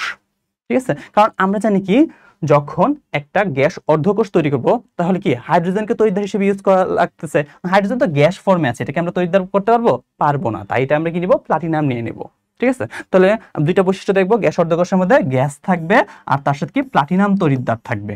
ঠিক আছে, তাহলে এটা কি হবে, গ্যাস অর্ধকোষ হয়ে যাবে। ঠিক আছে, মোটামুটি আমাদের অর্ধকোষ শেষ। ঠিক আছে, আমরা তাহলে এখন প্রশ্নের মধ্যে চলে যাই, বইয়ের মধ্যে চলে যাই। হ্যাঁ, আচ্ছা, হ্যাঁ, তাহলে আমরা এটা বুঝতেছি কোটি জারণ বিজারণ অর্ধকোষ, ওই যে আমাদের আয়ন মানে আয়রনের 2+ এবং 3+ হবে জারণ বিজারণ অর্ধকোষ। এখন একটু আমরা ফাস্ট আগাইতে পারবো। দেখো এখানে বলা আছে প্রশ্নে 12 নম্বর, 27 গ্রাম অ্যালুমিনিয়াম, ঠিক আছে, ক্যাথোডে জমা করতে কি পরিমাণ বিদ্যুৎ চার্জ প্রয়োজন। ঠিক আছে, আচ্ছা তুমি কি ভাই একটু চিন্তা করো, অ্যালুমিনিয়ামকে তুমি কি সঞ্চিত করতে যাচ্ছ, অ্যালুমিনিয়ামের বিক্রিয়াটা কি হবে বলতো, অ্যালুমিনিয়াম 3+ 3টা ইলেকট্রন গ্রহণ করবে, 3টা ইলেকট্রন গ্রহণ করে কি তৈরি করে, অ্যালুমিনিয়াম তৈরি করে। তাহলে আমাকে বলো 1 মোল অ্যালুমিনিয়াম সঞ্চিত করতে কয় ফ্যারাডে বিদ্যুৎ লাগে, 3 মোল ইলেকট্রন মানে কি 3 ফ্যারাডে বিদ্যুৎ লাগতেছে, 3 ফ্যারাডে বিদ্যুৎ লাগতেছে। তাহলে এটাকে আমরা সুন্দর করে সাজিয়ে লিখতে পারি না, 27 গ্রাম, দেখো তো 1 মোল মানে কি 1 মোল বা 27 গ্রাম অ্যালুমিনিয়াম সঞ্চিত করতে কত লাগতেছে বলতো বিদ্যুৎ, 3 ফ্যারাডে বিদ্যুৎ লাগতেছে। ঠিক আছে, এখানে কোনো ম্যাথ করতে হচ্ছে না, আমরা কি বলতেছি বলতো, 1 মোল অ্যালুমিনিয়াম সঞ্চিত করতে 3 ফ্যারাডে বিদ্যুৎ লাগতেছে। দেখো 1 মোল বা 27 গ্রাম অ্যালুমিনিয়াম সঞ্চিত করতে 3 ফ্যারাডে বিদ্যুৎ লাগতেছে, এটাই তুমি চাইছে, 27 গ্রামে কত ফ্যারাডে বিদ্যুৎ লাগে, 3 ফ্যারাডে বিদ্যুৎ লাগে। ওকে, আচ্ছা এখানে দেখো কি দেওয়া আছে ভাইয়া, এখানে বিভবের মান দেওয়া আছে, বিভবটা কি আছে বলতো, জিঙ্ক থেকে জিঙ্ক 2+ হচ্ছে, মানে কি জারণ মান বাড়তেছে, তাহলে এটা কি বিভব দেওয়া আছে বলতো, এটা জারণ বিভব দেওয়া আছে, জিঙ্কের জারণ বিভব দেওয়া আছে। আবার দেখো সিলভার 2+, মানে কি 0 থেকে 2 হচ্ছে, জারণ মান বাড়তেছে, তাহলে এটাও কি বিভব দেওয়া আছে, এটাও জারণ বিভব দেওয়া আছে। ঠিক আছে, দুইটাই জারণ বিভব দেওয়া আছে। তাহলে আমাদের জানা খুবই সহজ, এই দুইটার মধ্যে কোনটা অ্যানোড হিসেবে আমরা নিব, তাই না? অ্যানোড হিসেবে কোনটা নিব বলতো ভাইয়া? আমরা জানি উপরের দিকে, তোমাকে বলে দিয়েছিলাম উপরের দিকে যেটা থাকে সেটা অ্যানোড হিসেবে কাজ করে, নিচে কি হবে, ক্যাথোড হবে। তাহলে এই দুইটারই জারণ মান দেওয়া আছে, জারণ মান যার সর্বোচ্চ থাকে সেটাই কি অ্যানোড হবে। তাহলে এখানে অ্যানোড কোনটা বলতো, জিঙ্ক। ঠিক আছে, অ্যানোড হচ্ছে যে জিঙ্ক, আর এটা কি হচ্ছে যে ক্যাথোড হবে। এখন আমরা কিন্তু এই যে কোষের মোট বিভব বের করার জন্য সূত্র পড়ছিলাম, কি পড়ছিলাম বলতো, বিভবের মান অ্যানোডে, ঠিক আছে, অ্যানোডে কি হবে, অক্সিডেশন প্লাস ক্যাথোডে রিডাকশন, এরকম আমরা একটা সূত্র পড়ছিলাম। ঠিক আছে, তাহলে আমাকে বলো ভাইয়া, অ্যানোডে অক্সিডেশন, অ্যানোড হিসেবে কোনটা নিচ্ছি আমরা, অ্যানোড হিসেবে জিঙ্ক 2+ নিচ্ছি, এর অক্সিডেশন মান কত, মানে জারণ মান কত, এটা হচ্ছে যে 0.76 প্লাস। দেখো ক্যাথোডে কি আছে, জারণ মান দেওয়া আছে, কিন্তু আমাদের কি বের করতে হবে, রিডাকটেন্স মানে হচ্ছে যে বিজারণ বিভবের মান বের করতে হবে। এটাকে প্লাসটা উঠে দিলে তো আমাদের কি হবে, বিজারণ বিভব হয়ে যাবে। তাহলে এটাকে প্লাস বানিয়ে দিই, 0.799 যোগ করে দেখবা 1.59, অ্যান্সার কত হবে, অ্যান্সার হবে 13A। ঠিক আছে, আচ্ছা বুঝতে পারলাম মোটামুটি। এখানে জারণ মান দেওয়া আছে, আমাদের বিজারণ বিভব বের করতে হবে, তাহলে কি মাইনাসটাকে আমরা উঠাই দিব, তাহলে হয়ে যাচ্ছে। এরপর আছে কপার সালফেট দ্রবণে 5 মিলি এম্পিয়ার তড়িৎ প্রবাহ, আয়ের মান দেওয়া আছে। ভাই আয়ের মানটা অবশ্যই কিসে নিতে হবে, এম্পিয়ারে নিতে হবে, মিলি এম্পিয়ার মানে কি, তাহলে 5 এম্পিয়ার দেওয়া আছে আয়ের মান। 1 ঘন্টা, তার মানে কি টি এর মান কত দেওয়া আছে, 60 × 60 সেকেন্ড। ঠিক আছে, কত গ্রাম কপার জমা হবে, তুমি আমাকে বলো ভাইয়া, কপারের কয়টা ইলেকট্রন নেয়, কপার 2+ থেকে 2টা ইলেকট্রন গ্রহণ করে সে কি করে, কপার তৈরি করে, তাহলে এটা কি 2 মোল ইলেকট্রন। তাহলে এখানে W = কি লিখবো, এখানে লিখে, হ্যাঁ W = লিখবো আমরা, হ্যাঁ W লিখবো আমরা MEF × IT। এম এর মান বলো, কপার সঞ্চিত হচ্ছে 63.5। আচ্ছা ই এর মান কত ভাইয়া, এই যে দেখছি আমরা দুইটা ইলেকট্রন শেয়ার করছে, তাহলে 2 × 96,500 × 5 × 60 × 60। ঠিক আছে, 5 × 60 × 60। আচ্ছা এটা আবার এটা উপরে আছে, বুঝছো, একসাথে লিখে ফেলো না। তাহলে এখান থেকে একটা অ্যান্সার হবে। তোমরা কি করবে, এইসব ম্যাথ আসবে না। ঠিক আছে, তো দেখাই দিলাম কিভাবে হয়, তোমরা অ্যান্সারটা মিলাই নিব। ঠিক আছে, আচ্ছা ক্যালকুলেটর চাপবা। এরপর কি আছে বলতো ভাইয়া, লেড স্টোরেজ ব্যাটারিতে ব্যবহৃত হয় নিচের কোনটি। আচ্ছা ভাইয়া, লেড স্টোরেজ আমরা কোথায় ইউজ করে থাকি, কার, ঠিক আছে, আমাদের যে গাড়ি আছে, গাড়ির মধ্যে আমরা কি লেড স্টোরেজ ব্যাটারিটা ইউজ করে থাকি। সেখানে কিন্তু সালফিউরিক অ্যাসিড থাকে, কি হবে, তড়িৎ বিশ্লেষ্য হিসেবে আমরা কি নিয়ে থাকি বলতো, সালফিউরিক অ্যাসিড নিয়ে থাকি। তড়িৎ বিশ্লেষ্য পদার্থ কোনটা থাকে, সালফিউরিক অ্যাসিড। ঠিক আছে, তাহলে মনে রাখবো লেড স্টোরেজ ব্যাটারিতে আমরা তড়িৎ বিশ্লেষ্য হিসেবে সালফিউরিক অ্যাসিড ইউজ করে থাকি। আচ্ছা এখন দেখো ভাইয়া, ফুয়েল সেলের ক্যাথোডে জারক হিসেবে কোনটি সঞ্চিত হবে। তুমি মনে রাখবা ভাইয়া, যতগুলা ফুয়েল সেল আছে, ঠিক আছে, ফুয়েল সেলের জারক হিসেবে আমরা অক্সিজেন নিয়ে থাকি। জারক হিসেবে কি নিব তো, অক্সিজেন নিয়ে থাকি। ঠিক আছে, আর বিজারক হিসেবে আমরা মনে রাখবা, বিজারক হিসেবে সবগুলাতে আমরা হাইড্রোজেন নেই এক্সেপ্ট মিথানল ফুয়েল সেল। ঠিক আছে, মিথানল ফুয়েল সেলে আমরা কোনটা নিয়ে থাকি, মিথানল ফুয়েল সেলে আমরা মিথানল বিজারক হিসেবে। বিজারক কোনটা থাকে, বিজারক থাকে হচ্ছে যে মিথানল। ঠিক আছে, তাহলে আমরা বলবো মিথানল ফুয়েল সেলের মধ্যে বিজারক থাকে মিথানল, আর বাকি সবগুলোর মধ্যে বিজারক কি থাকে, হাইড্রোজেন থাকে, আর জারক তো সবগুলোর মধ্যেই অক্সিজেন, সবগুলোর মধ্যে অক্সিজেন। আচ্ছা, তড়িৎ বিশ্লেষণে কোনটি দ্রবণ থেকে আগে চার্জ মুক্ত হবে। ভাইয়া কমন পড়ে গেছে তাই না, আমি বলছিলাম আগে চার্জ মুক্ত হবে কি, ওই যে সক্রিয়তা সিরিজের একদম নিচের দিকে যেটা থাকবে সেটা কি হবে বলতো, আগে চার্জ মুক্ত হবে। তাহলে তুমি যদি চার্টটা মুখস্থ রাখো তাহলে দেখবা সবার নিচে থাকে কপার, তাহলে কপার কি হবে, আগে চার্জ মুক্ত হবে। ঠিক আছে, আচ্ছা এসব দরকার নাই, আমরা এগুলা স্কিপ করে যাই। হ্যাঁ আচ্ছা দেখো, গ্যাস ইলেকট্রোডে কোন ধাতু ব্যবহার করা হয়। আচ্ছা ভাইয়া, তুমি বইয়ের মধ্যে পড়ছো গ্যাস ইলেকট্রোডে আমরা শুধু প্লাটিনাম ইউজ করি। না ভাই, সবচেয়ে বেশি নিষ্ক্রিয় যেটা সেটা ইউজ করে থাকি, ঠিক আছে? প্লাটিনাম অথবা আমরা গোল্ড, যে কোনো দুইটা থেকে একটা ইউজ করে থাকবো।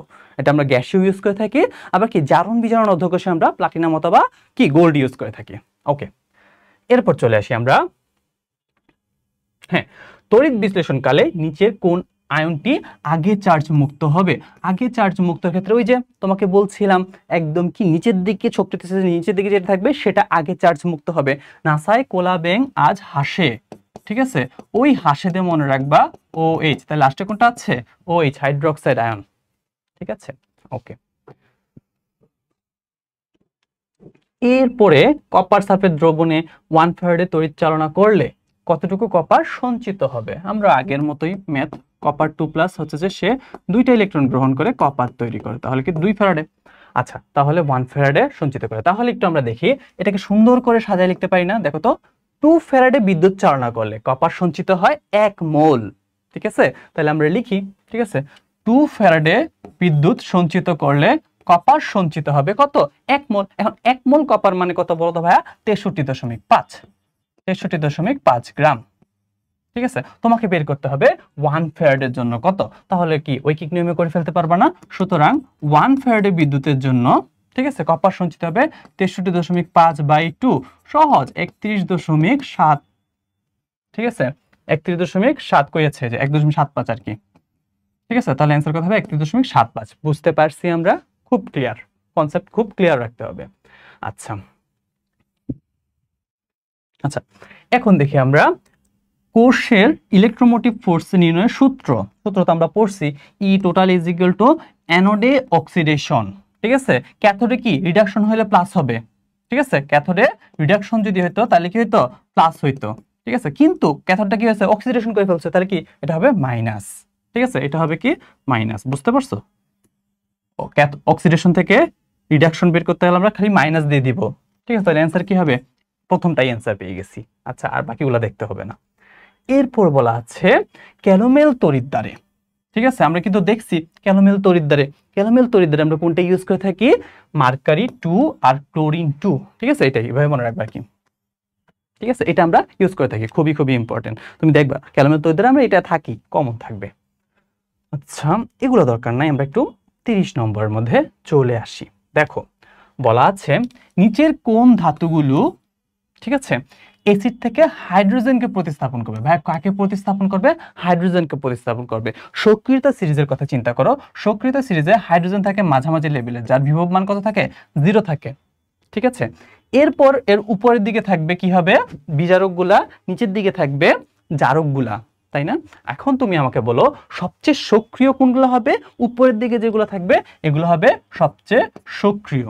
আচ্ছা, তুমি যদি হাইড্রোজেনকে প্রতিস্থাপন করতে যাচ্ছ তাহলে উপরে যে অ্যানোড আছে না, অ্যানোড হিসেবে আমরা যেগুলো নিয়েছিলাম, ঠিক আছে, অ্যানোড একটা নিতে হবে। অ্যানোড নিলে কি হবে? আমরা হাইড্রোজেনকে সহজে কি প্রতিস্থাপন করতে পারবো। কিন্তু হাইড্রোজেনের নিচে যেগুলো থাকবে এগুলো ক্যাথোড হিসেবে থাকবে, ক্যাথোড কখনো কি এটাকে প্রতিস্থাপন করতে পারবে না, ঠিক আছে? আমরা একটু দেখি, দেখো এখানে জিঙ্কের কি আছে বলতো?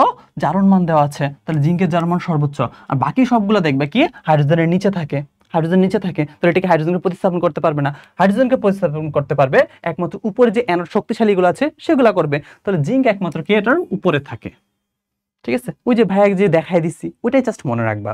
উপরের গুলো যেগুলো থাকে সেগুলো কি হয় বলতো? বেশি সক্রিয় হয়ে থাকে, তাহলে নিচের গুলোকে সে কি প্রতিস্থাপন করতে পারবে, ঠিক আছে? তাহলে হাইড্রোজেনকে প্রতিস্থাপন করবে জিঙ্ক, ওকে? আর নিচের গুলো যেগুলো থাকবে এগুলো হাইড্রোজেনকে প্রতিস্থাপন করতে পারবে না, কম সক্রিয়। আচ্ছা,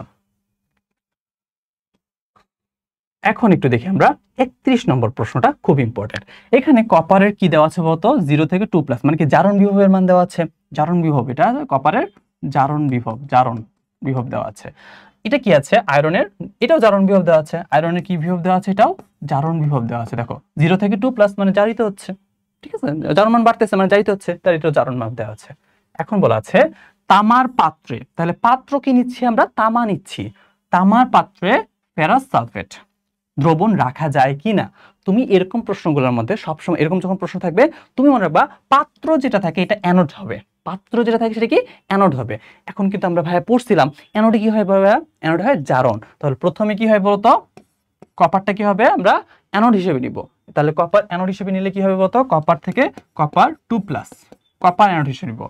আর যা থাকবে কি আছে বলতো, ফেরাস সালফেট। ফেরাস সালফেটটা আমরা কি হিসেবে নিব, ক্যাথোড হিসেবে নিব। ঠিক আছে, মানে কি এটা, হ্যাঁ ক্যাথোড হিসেবে নিলে কি ক্যাথোডে কি হয় বলতো ভাইয়া, বিজারণ হয়। তাহলে Fe2+ থেকে এটা কি হবে, Fe তৈরি হবে। ঠিক আছে, Fe তৈরি হবে। এখন আমরা কি করব, এটা একটু ম্যাথ করব। দেখো এটা কি আমরা টোটাল বের করি।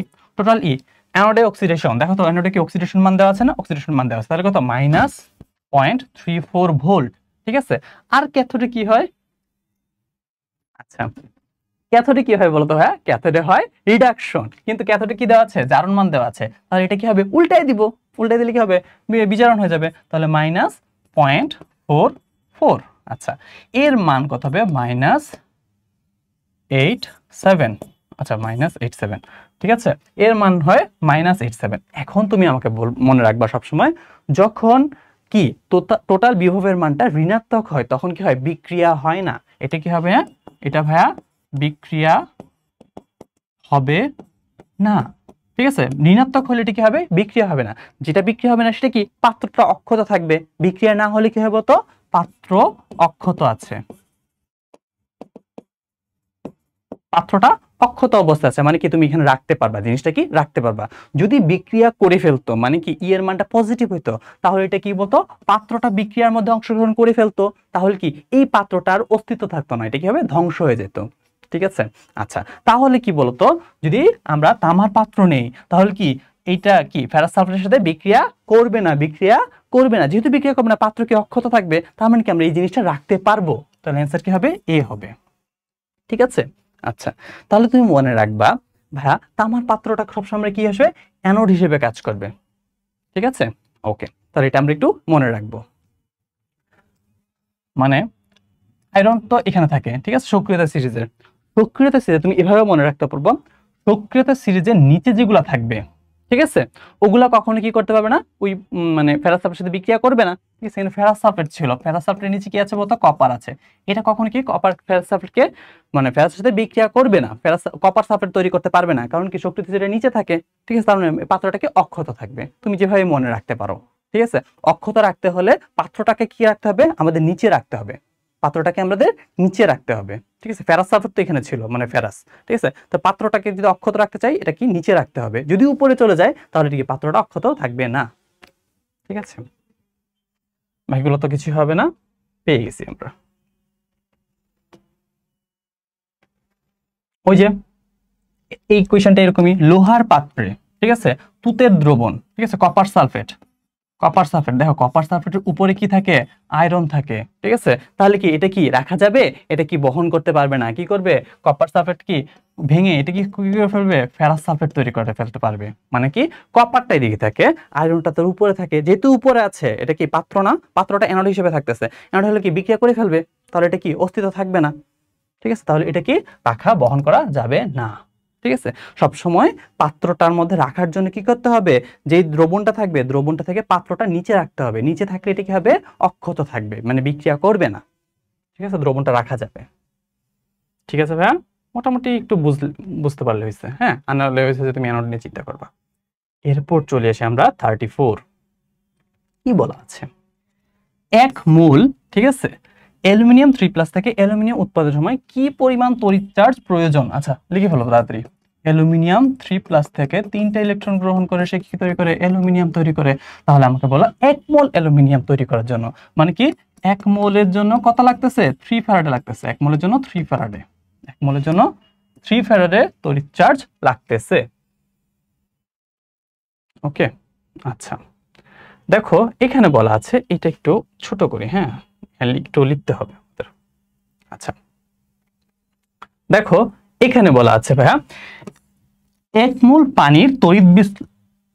পানির তড়িৎ বিশ্লেষণ দ্বারা অক্সিজেন উৎপাদন করতে চাবো আমরা। ঠিক আছে, অক্সিজেন উৎপাদন করতে অম্লায়িত পানিতে কি পরিমাণ তড়িৎ চার্জ প্রবাহিত করতে হবে।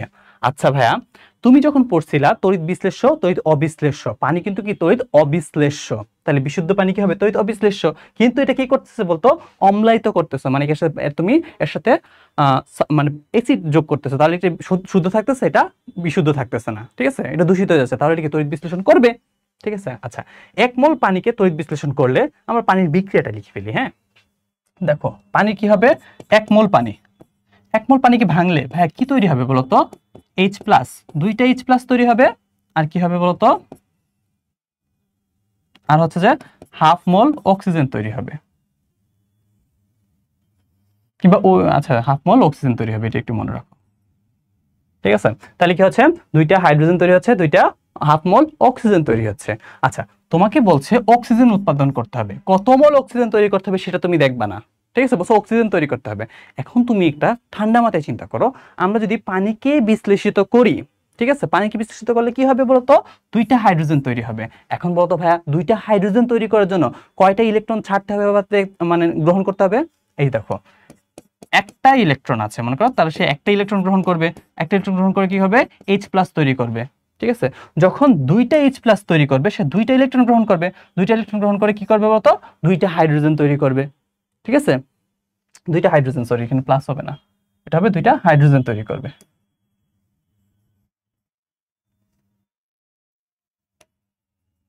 ঠিক আছে, দুইটা হাইড্রোজেন তৈরি করবে, লিখে দিচ্ছি তাও, তাহলে কি হবে, দুইটা হাইড্রোজেন তৈরি করবে। ঠিক আছে, তাহলে কি হবে, সে দুইটা হাইড্রোজেন তৈরি করতেছে।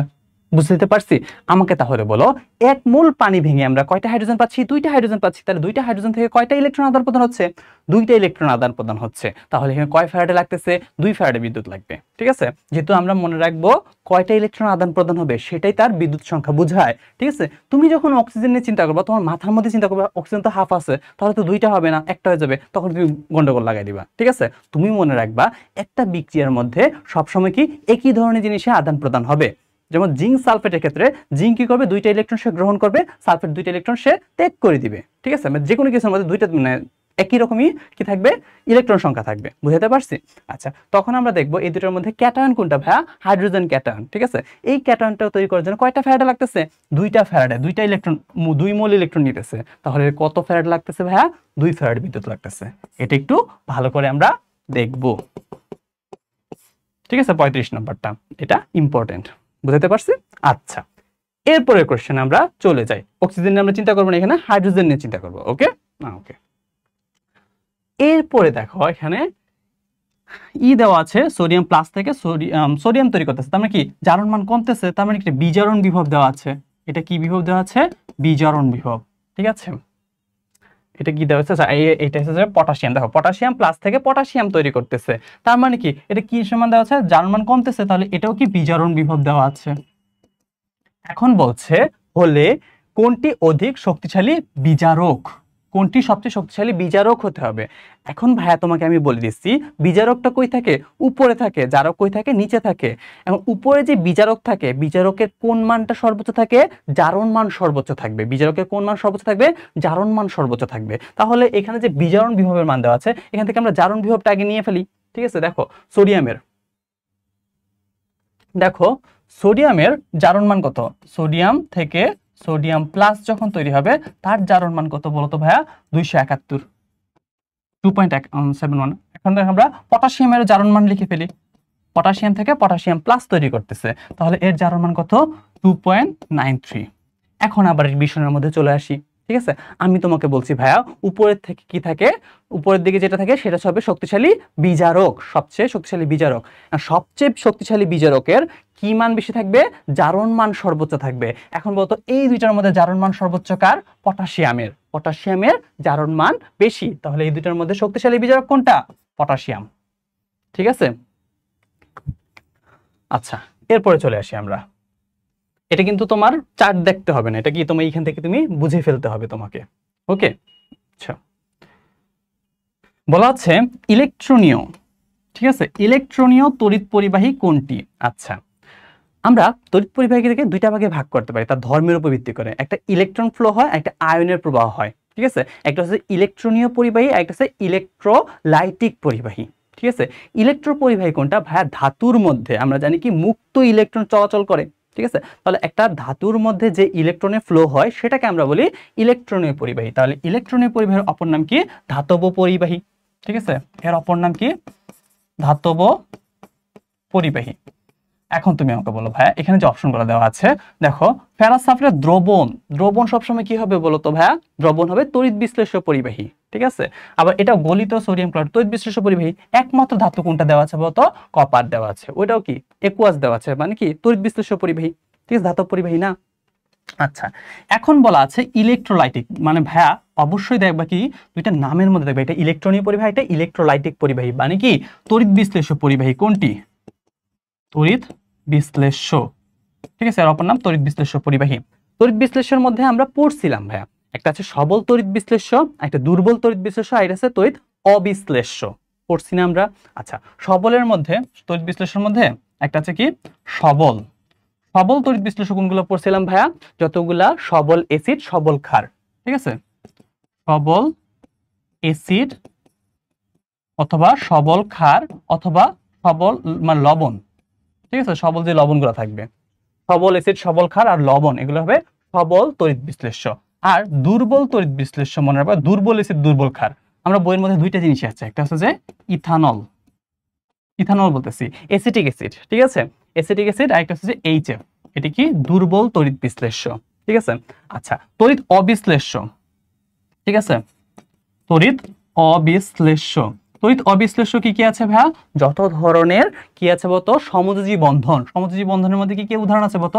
চিনি, চিনি একটা কি কার্বোহাইড্রেট, মানে কি সমযোজী বন্ধন, ঠিক আছে, চিনি কার্বোহাইড্রেট। আরেকটা মনে রাখবা, কার্বোহাইড্রেট, ঠিক আছে, আরেকটা মনে রাখবা কি পানি, বিশুদ্ধ পানি, ঠিক আছে, বিশুদ্ধ পানি হচ্ছে তড়িৎ অবিশ্লেষ্য।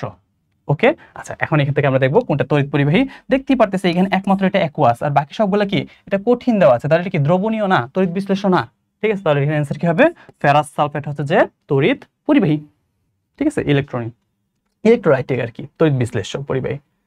আচ্ছা, ওই যে দেখো তোমাকে লিখে দিচ্ছি, নিচের কোনটি তীব্র তড়িৎ বিশ্লেষ্য? তীব্র তড়িৎ বিশ্লেষ্য হতে হলে কি হবে?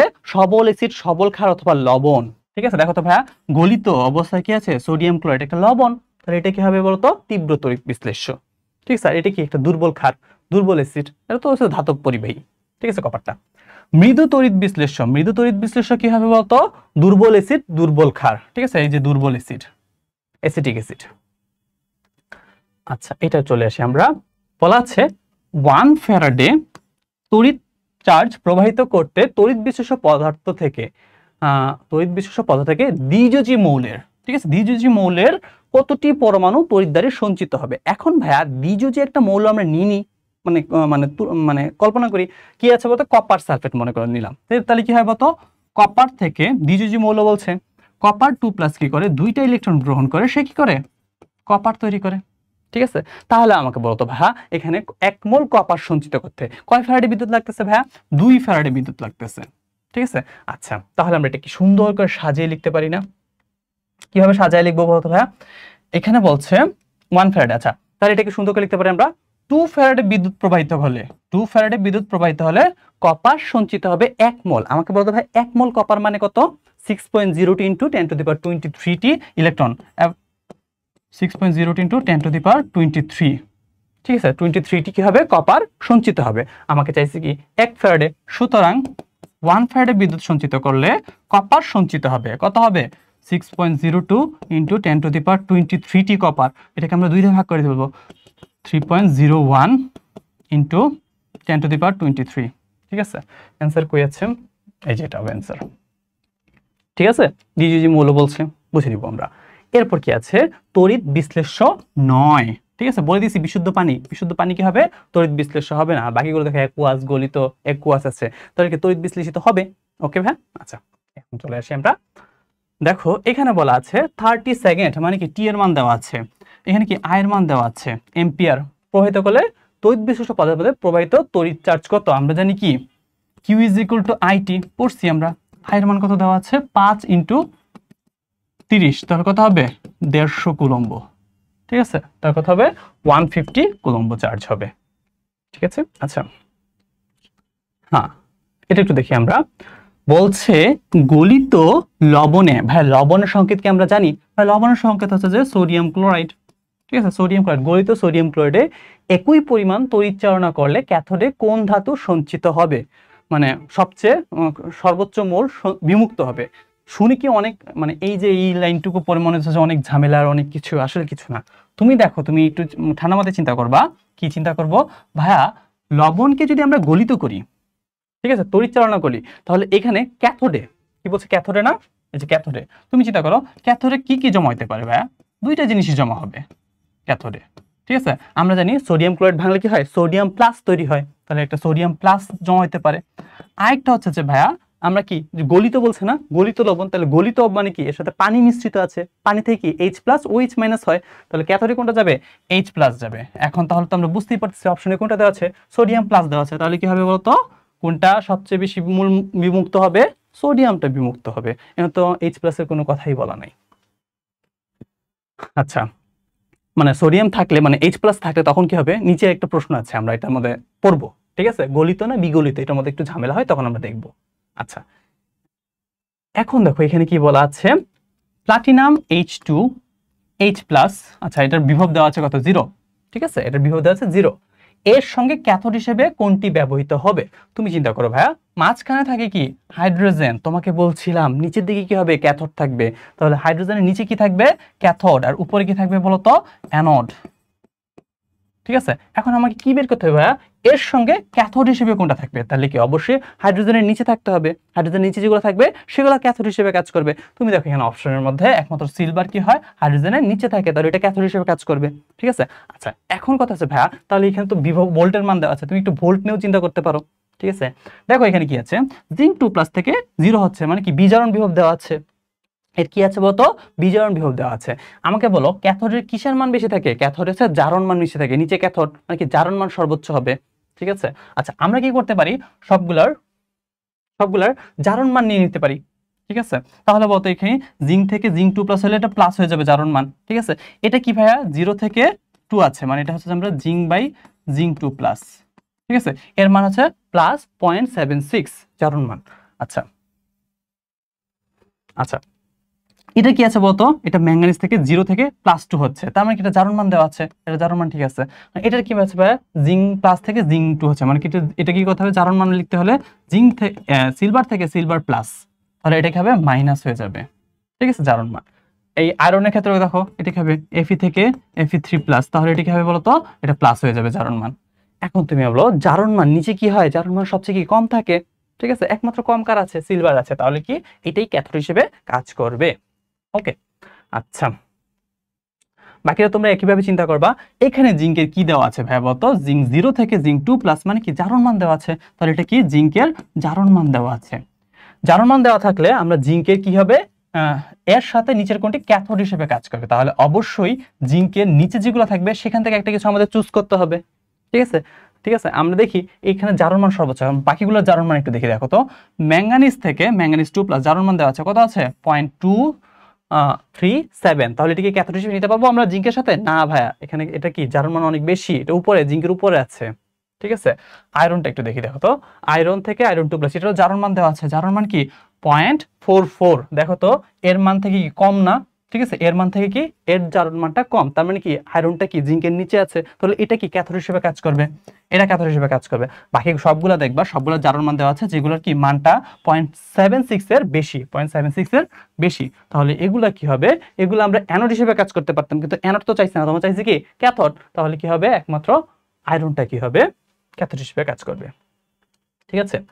এই প্রশ্নটা আমরা হাজারিনিক স্যারের মধ্যে পড়ছিলাম বইয়ের মধ্যে, গাড়িতে ব্যবহৃত লেড সঞ্চয় কোষে মাঝে মাঝে আমরা পানি দেই, ঠিক আছে। পানিটা কেন দিই বলতো ভাই, আমরা হচ্ছে সালফিউরিক অ্যাসিডের আপেক্ষিক গুরুত্ব এটাকে নরমাল রাখার জন্য, ঠিক আছে, সালফিউরিক অ্যাসিডের আপেক্ষিক গুরুত্ব নরমাল রাখার জন্য। সালফিউরিক অ্যাসিডের আপেক্ষিক গুরুত্বের মান হচ্ছে 1.25 থেকে 1.26, আমরা পড়ছি তাই না, এটাই এর নিচে রাখতে, নিচে হয়ে গেলে কি হবে আর কাজ করবে না ব্যাটারি। আচ্ছা, এটা একটু দেখি, কিছুদিন ব্যবহার করলে ড্রাই সেলে মানে শুষ্ক কোষে ব্যাটারি থেকে এক ধরনের তরল পদার্থ বেরিয়ে আসে। মনে রাখবে কেন তরল পদার্থ বেরিয়ে আসে, ব্যাটারি অ্যানোড চালিত হয় বলে, ঠিক আছে, এটা বোঝানোর কিছু নাই, এটা মুখস্থ করে ফেলবা, ঠিক আছে। ব্যাটারি অ্যানোডটা কি, আমরা যখন চালিত করি, ঠিক আছে, ব্যাটারি অ্যানোডটাকে আমরা যখন চালিত করি তখন তরল পদার্থ নিঃসৃত হবে। আচ্ছা, লেড সঞ্চয় কোষের সংকেত কোনটি? লেড সঞ্চয় কোষের সংকেতটা খুবই ইম্পর্টেন্ট, ঠিক আছে? তুমি মনে রাখবা লেড সঞ্চয় কোষে অ্যানোড হিসেবে আমরা কোনটা ইউজ করি? ঠিক আছে, অ্যানোড হিসেবে আমরা লেড ইউজ করে থাকি, ঠিক আছে, অ্যানোড, ঠিক আছে। আর হচ্ছে ক্যাথোড, ক্যাথোডে থাকে লেড সঞ্চয় কোষে লেড অক্সাইড, ঠিক আছে। তাহলে অ্যানোডে কি থাকবে? এই যে লেড, ঠিক আছে। লেডের সাথে কি লেড সালফেট তৈরি হবে, লেড 2+ তৈরি হবে অ্যানোড যেহেতু, ঠিক আছে। এর সাথে আমরা কিন্তু পড়ছিলাম, তোমাকে আমি বলে দিচ্ছিলাম লেড স্টোরেজ ব্যাটারিতে, ঠিক আছে, যেটা কোথায় ইউজ করা হয়, কারে ইউজ করা হয়, তখন আমরা এর তড়িৎ বিশ্লেষণ পদ্ধতি হিসেবে আমরা সালফিউরিক অ্যাসিড ইউজ করি। তাহলে সালফিউরিক অ্যাসিড আছে, ঠিক আছে। আর একটু ভুল করছে, এটাকে বাইনা দিয়ে এটাকে তোমার দুইটা টান দেওয়া দরকার ছিল, ঠিক আছে। তাহলে এখানে ক্যাথোড হবে, ক্যাথোড কিবে লেড অক্সাইড থেকে লেড তৈরি হবে। তাহলে অ্যান্সার কোনটা হবে? অ্যান্সার হবে বি। আচ্ছা, মুখ্য নির্দেশক তড়িৎদ্বার হিসেবে ব্যবহৃত হয় কোনটি? তুমি মনে রাখবা ভাইয়া, তড়িৎদ্বারকে আমরা দুইটা ভাগে ভাগ করি। তড়িৎদ্বার, ঠিক আছে, একটা হচ্ছে যে অনির্দেশক তড়িৎদ্বার, অনির্দেশক, ঠিক আছে, অনির্দেশক তড়িৎদ্বার। আরেকটা মনে রাখবা হচ্ছে ভাইয়া নির্দেশক তড়িৎদ্বার, নির্দেশক তড়িৎদ্বার। এই নির্দেশক তড়িৎদ্বারকে আমরা দুইটা ভাগে ভাগ করা যায়। একটা হচ্ছে প্রাইমারি নির্দেশক তড়িৎদ্বার, ঠিক আছে, প্রাইমারি নির্দেশক তড়িৎদ্বার। প্রাইমারি নির্দেশকের উদাহরণ একটাই আছে, হাইড্রোজেন তড়িৎদ্বার, আমরা পড়ছি না, ঠিক আছে। হাইড্রোজেন তড়িৎদ্বার হচ্ছে যে প্রাইমারি নির্দেশকের উদাহরণ। আরেকটা আছে সেকেন্ডারি নির্দেশক, সেকেন্ডারি নির্দেশক। সেকেন্ডারি নির্দেশক তোমাদের বই আছে দুইটা, তোমরা চারটা মনে রাখবে একটু, ঠিক আছে। একটা হচ্ছে যে ক্যালোমেল তড়িৎদ্বার,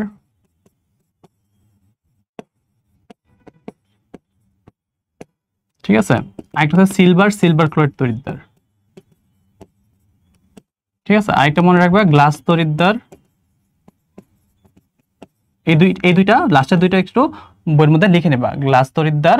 আরেকটা হচ্ছে যে গ্লাস তড়িৎদ্বার, কুইন হাইড্রোজেন তড়িৎদ্বার, ঠিক আছে, কুইন হাইড্রোজেন তড়িৎদ্বার, ঠিক আছে। অপশন দেখতে পার, বলে দেখবে নিচের কোনটি অনির্দেশক তড়িৎদ্বার। তাহলে এই যে দেখো হাইড্রোজেন আর এই চারটা বাদে বাকি যতগুলো থাকবে সবগুলো কি হবে? অনির্দেশক তড়িৎদ্বারের মধ্যে পড়ে যাবে, ঠিক আছে। আর যদি বলে প্রাইমারি তড়িৎদ্বার কোনটা? হাইড্রোজেন। সেকেন্ডারি তড়িৎদ্বার কোনটা? এই চারটার মধ্যে আমরা খুঁজে বের করব। তাহলে বলছে মুখ্য নির্দেশক মানে কি প্রাইমারি তড়িৎদ্বার হিসেবে আমরা কোনটা ইউজ করে থাকি? প্রমাণ হাইড্রোজেন গ্যাস তড়িৎদ্বার। মুখ্য নির্দেশক হিসেবে, প্রাইমারি নির্দেশক হিসেবে আমরা প্রমাণ হাইড্রোজেন গ্যাস তড়িৎদ্বার ইউজ করে থাকি, ঠিক আছে। এটা একটু আমরা দেখে নিব। আচ্ছা, বলা আছে যে তড়িৎদ্বারে জারণ ঘটে ভাইয়া অ্যানোডে জারণ হয়, এটা পড়ানোর কিছু নাই, ঠিক আছে, পারো তোমরা সবাই। আচ্ছা, সেল বিক্রিয়া স্বতঃস্ফূর্তভাবে ঘটতে হলে সেল বিভবের মান মনে রাখবা, ই এর মানটা কি রাখতে হবে বলো তো ভাইয়া? পজিটিভ রাখতে হবে। ডেল্টা জি এর মানটা নেগেটিভ রাখতে হবে। তাহলে আমি বলতো সেল বিভব ই এর মানটা কি হবে? পজিটিভ, মানে ধনাত্মক রাখতে হবে স্বতঃস্ফূর্ত করতে গেলে। অস্বতঃস্ফূর্ত বিপরীতটা হবে। আচ্ছা, নিম্নের কোনটি তীব্র তড়িৎ বিশ্লেষ্য? ভাইয়া তীব্র তড়িৎ বিশ্লেষ্য তোমাকে বলে দিয়েছিলাম সবল অ্যাসিড, সবল ক্ষার অথবা লবণ, ঠিক আছে। তুমি দেখো খাদ্য লবণের জলীয় দ্রবণ, ঠিক আছে। আচ্ছা,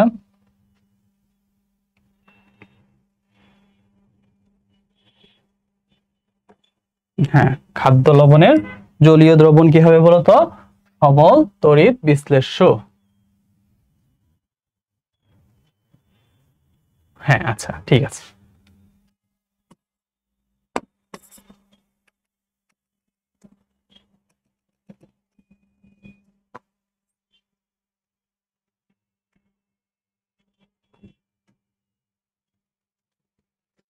আচ্ছা, একটু আমরা ওয়েট করি।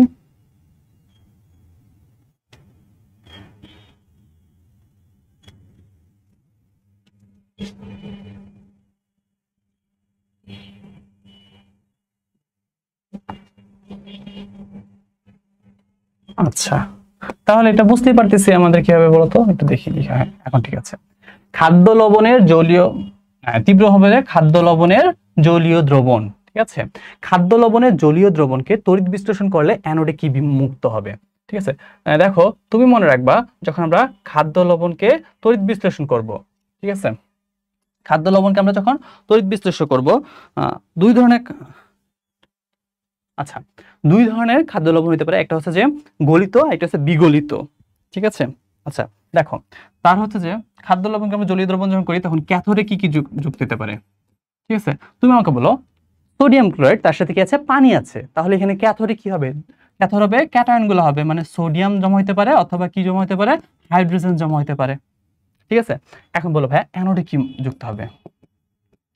অ্যানোডে দুই ধরনের মৌল, ঠিক আছে, দুই ধরনের আয়ন যুক্ত মানে যুক্ত হতে পারে, একটা হচ্ছে ক্লোরিন থাকে আর এটি কি থাকে, OH থাকে। তাহলে কি হয়, ক্লোরাইড আয়ন তৈরি হবে যুক্ত হবে অথবা কি OH আয়ন যুক্ত হবে, ঠিক আছে? আচ্ছা, তুমি মনে রাখবা ভাইয়া যখন এখানে মানে হচ্ছে যে ক্যাথোডটা মানে সোডিয়াম ক্লোরাইডটা যখন কি হবে, গলিত হবে, ঠিক আছে, গলিত অথবা এর অপর নাম কি জলীয়, হ্যাঁ গলিত অথবা জলীয় হবে। তাহলে যদি লবণটা গলিত অথবা জলীয় হয়, ঠিক আছে, তখন কোনটা সঞ্চিত হবে ভাইয়া, সোডিয়ামটা সঞ্চিত হবে, ঠিক আছে। আর যখন এটা বিগলিত হবে, ঠিক আছে, লবণটা কি হয়, বিগলিত, ঠিক আছে, তার মানে কি এখানে পানির পরিমাণ খুব কম, ঠিক আছে, তখন কি হবে, H প্লাসটা হবে। বিগলিত অবস্থায় H প্লাস সঞ্চিত হয়, গলিত বা জলীয় দ্রবণে কি হবে বলতো, সোডিয়াম প্লাসটা যুক্ত হয়। কিন্তু মনে রাখবা অ্যানোডে সব সময় যেটা কি থাকবে বলতো, মানে হচ্ছে যে হ্যালোজেন থাকবে, সেটা আগে যুক্ত হবে। এখানে কোনো কম্পিটিশন হয় না, সবসময় কোনটা যুক্ত হবে বলতো, ক্লোরিন গ্যাস যুক্ত হবে। তাহলে এখানে বলতো অ্যানোডে কোনটা মুক্ত হবে ভাইয়া, অ্যানোডে হচ্ছে যে ক্লোরিন গ্যাসটা মুক্ত হবে, OH এর কোনো বালাই নাই, ঠিক আছে। হ্যালোজেন থাকলে হ্যালোজেন সবসময় কি যুদ্ধে জয় হবে। ওকে ওকে, তাহলে এখানে আমরা পাচ্ছি ক্লোরিন আয়ন। এখন চলে আসি আমরা নিম্নের কোনটি একটি তড়িৎ বিশ্লেষ্য পদার্থ। ওই বলে ফেলছি ভাইয়া, সবল অ্যাসিড সবল ক্ষার বা অ্যাসিড ক্ষার হলে এটি কি হবে, তড়িৎ বিশ্লেষ্য হবে, হয়তো পারে এটা দুর্বল হতে পারে অথবা কি হবে, সবল হতে পারে, ঠিক আছে, অবশ্যই হবে অ্যাসিড ক্ষার।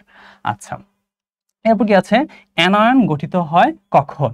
আচ্ছা ভাইয়া, অ্যানায়ন গঠিত হওয়ার জন্য আমরা কি হয়, অধাতুর ইলেকট্রন গ্রহণ করতে হয়। তুমি চিন্তা করতো একটা অধাতু নিলাম ক্লোরিন, ঠিক আছে, ক্লোরিন যখন কি হবে বলতো, একটা ইলেকট্রন সে গ্রহণ করবে, তখনই তো কি হবে, ক্লোরাইড আয়ন তৈরি হবে, তাই না? তাহলে এখানে অ্যানায়ন তৈরি করার জন্য কি হচ্ছে বলতো, একটা অধাতু, আমরা জানি ক্লোরিন একটা কি অধাতু, তাহলে অধাতুর কি করতে হয় বলতো, একটা ইলেকট্রন গ্রহণ করতে হয়, অধাতুর পরমাণুটা কি হবে, একটা ইলেকট্রন গ্রহণ করে অ্যানায়ন গঠন করে। আচ্ছা, গলিত লেড ক্রোমাইট, ঠিক আছে, গলিত, গলিত মানে কি, এটা দ্রবণীয় অবস্থায় আছে, গলিত লেড ক্রোমাইটের মধ্যে দিয়ে তড়িৎ প্রবাহ করলে নিম্নের কোনটি ধারা? আচ্ছা ভাইয়া, গলিত মানে কি, তড়িৎ বিশ্লেষ্য বোঝাচ্ছে। এখন বলো ভাইয়া, তড়িৎ বিশ্লেষণের সময় কোনটা ইলেকট্রন ফ্লো করে, মানে কি সঞ্চরিত যে আয়নগুলো থাকে তার মাধ্যমে কি বিদ্যুৎ প্রবাহিত হয়, ঠিক আছে। আমরা জানি ধাতব পরিবাহীতে মুক্ত ইলেকট্রন ফ্লো করবে, মানে তড়িৎ পরিবহন করবে, আর গলিত বা তড়িৎ বিশ্লেষ্য পদার্থগুলো হবে সঞ্চরণশীল আয়নগুলো থাকে, ইলেকট্রন মানে তড়িৎ প্রবাহিত হবে। বলা আছে কোন ধাতব বস্তুতে সিলভারের আমরা ইলেকট্রোপ্লেটিং করতে পারবা। তুমি মনে রাখবা যখন আমরা ইলেকট্রোপ্লেটিং বা গ্যালভানাইজিং করি, এখানে আমরা কি ইলেকট্রোপ্লেটিং হিসেবে সিলভারটা ইউজ করি, সিলভারটা বা জিঙ্কটা আমরা অ্যানোড হিসেবে কাজ করবে, ঠিক আছে। তাহলে সিলভারটা কি হিসেবে থাকবে বলতো ভাইয়া, অ্যানোড হিসেবে থাকবে, আর যেইটার উপর তুমি ইলেকট্রোপ্লেটিং করবা ওই ধাতুটা কি থাকবে বলতো, ধাতব বস্তুটা ক্যাথোড তড়িৎদ্বারে রাখবা, ঠিক আছে। তাহলে অ্যান্সার কি হবে বলতো, সি হবে, সিলভারটা অ্যানোড আর ওই বস্তুটা আমরা ক্যাথোড হিসেবে রাখবো, এই যে ক্যাথোড হিসেবে রাখতেছি। এখন আমরা চলে আসি 64। দেখো এখানে কি বলছে, সালফিউরিক অ্যাসিডের জলীয় দ্রবণে 1 ফ্যারাডে তড়িৎ চার্জ প্রবাহিত করলে এনটিপিতে ক্যাথোডে কি পরিমাণ হাইড্রোজেন গ্যাস মুক্ত হবে। তুমি মনে রাখবে ভাইয়া, কবির স্যারে এনটিপি বলতে এখানে ওই এনটিপিতে আমরা কি একটা মানে মোলার গ্যাস ধ্রুবক পড়ছি না, মোলার গ্যাস ধ্রুবকের মান থাকে 22.4 লিটার, ঠিক আছে, 22.4 লিটার, মানে 1 মোল গ্যাসের মধ্যে কত আয়তন থাকে, 22.4 লিটার থাকে। তাহলে এটাকে আমরা সুন্দর করে লিখতে পারি সালফিউরিক অ্যাসিড। দেখো এটাকে সালফিউরিক অ্যাসিড ভাঙলে কি হয়, H2SO4, যদি ভাঙি তাহলে H প্লাস কয়টা তৈরি হবে, 2টা তৈরি হবে, ঠিক আছে, আর কি তৈরি হবে বলতো, সালফেট আয়ন তৈরি হবে, ঠিক আছে। এখন আমাকে একটু বলো ভাইয়া, এখানে সালফিউরিক অ্যাসিড, ঠিক আছে, সালফিউরিক অ্যাসিড থেকে হাইড্রোজেন কয়টা মুক্ত হয় বলতো ভাইয়া, 2টা, তার মানে কি H2 থেকে কি হবে, 2টা ইলেকট্রন যাবে, ঠিক আছে, 2টা ইলেকট্রন যাই তো সে H2 তৈরি করবে, তাই না। তার মানে কয় ফ্যারাডে লাগতেছে ভাই বলতো, 2 ফ্যারাডে, ঠিক আছে। 1 মোল হাইড্রোজেন সঞ্চিত করতে কয় ফ্যারাডে বিদ্যুৎ লাগতেছে, 2 ফ্যারাডে বিদ্যুৎ লাগতেছে। তাহলে তুমি এটাকে সুন্দর করে লিখতে পারো না, 2 ফ্যারাডে বিদ্যুৎ প্রবাহ করলে হাইড্রোজেন সঞ্চিত হয় কত বলতো ভাইয়া, হাইড্রোজেন বিমুক্ত হয় 1 মোল, আমরা জানি 1 মোল হাইড্রোজেন সমান 22.4 লিটার, ঠিক আছে, 22.4 লিটার, ঠিক আছে। আমাকে বের করতে হবে 1 ফ্যারাডে, 1 ফ্যারাড হবে 22.4/2, 11.2 লিটার। 11.2 লিটার অ্যান্সার কত হবে? 11.2 লিটার। ওকে, আচ্ছা, বুঝতে তো পারছো? হ্যাঁ, এখন আমরা চলে যাই। আচ্ছা, 65 দরকার নাই, আমরা একটু, আচ্ছা ওই দেখো 66 নম্বর দেখি, কোনটি কম সক্রিয় ধাতু? কম সক্রিয় ধাতু মানে কি? ওই যে আমাদের ওই যে সিরিয়ালটা আছে, ওই সক্রিয়তা সিরিজের একদম নিচের দিকে যেটা থাকবে সেটা হবে কম সক্রিয় ধাতু। কোনটা হবে? মার্কারি। আচ্ছা, একটু দেখি আমরা, দেখো এখানে বলছে শুষ্ক কোষের বিভবের মান কত? শুষ্ক কোষের বিভবের মান আমরা সবাই জানি 1.5 ভোল্ট। এটা কিন্তু তোমাদের বইয়ের মধ্যে একটা চার্ট আছে, চার্টটা অবশ্যই খুব ভালো করে পড়বা। শুষ্ক বিভবের কত আছে, তারপর হচ্ছে যে লেড স্টোরেজ ব্যাটারিতে কত, লিথিয়াম ব্যাটারিতে কত, এগুলো তোমার সবগুলো মনে রাখতে হবেই। ওকে, আচ্ছা, প্রমাণ হাইড্রোজেন তড়িৎদ্বারের বিভবের মান কত? আমরা বলছিলাম প্রমাণ হাইড্রোজেন তড়িৎদ্বারের বিভবের মান 0, ঠিক আছে, কিন্তু কত মোলার? ঘনমাত্রা কত থাকে? 1 মোলার। ঠিক আছে, কত ডিগ্রি সেলসিয়াস তাপমাত্রায়? 25 ডিগ্রি সেলসিয়াস তাপমাত্রায়। আচ্ছা,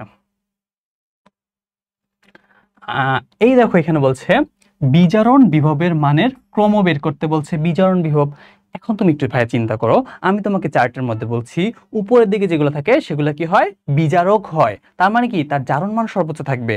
আমাদের কি করতে হবে? বিজারণ বিভবটা, তাহলে বিজারণ বিভব সর্বোচ্চ থাকবে কি?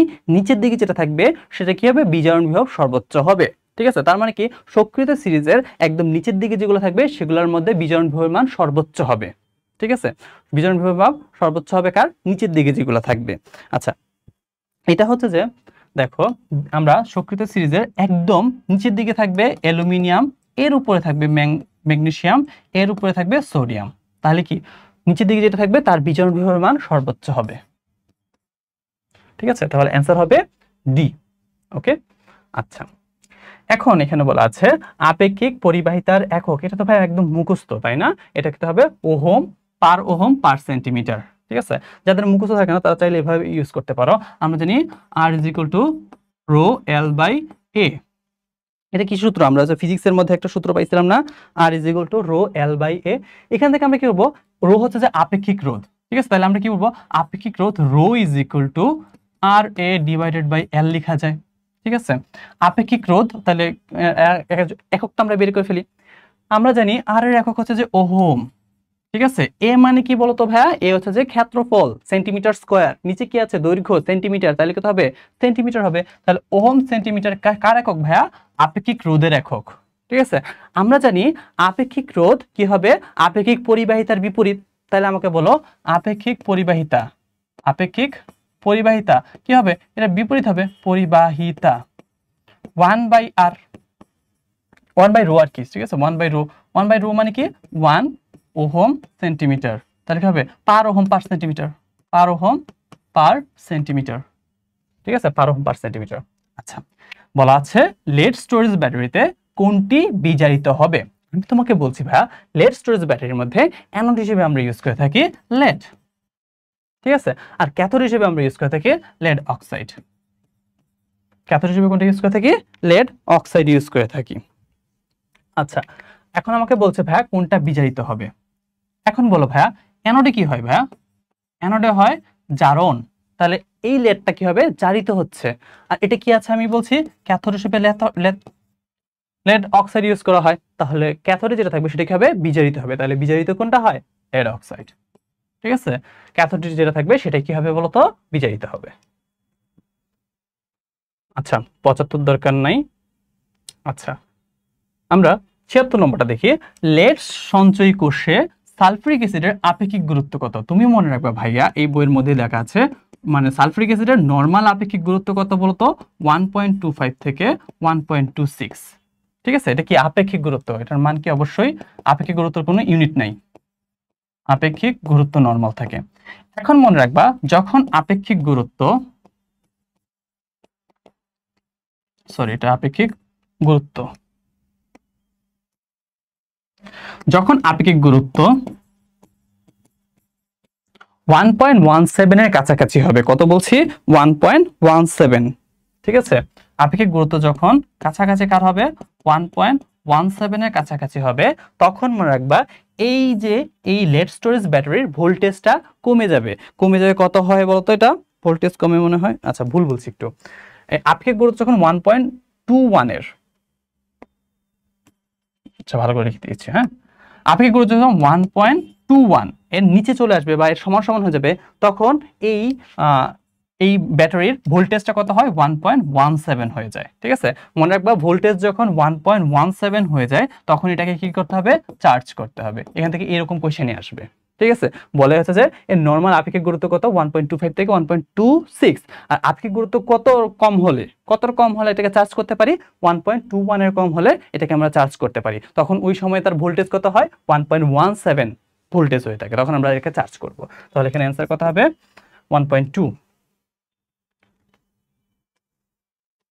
আচ্ছা,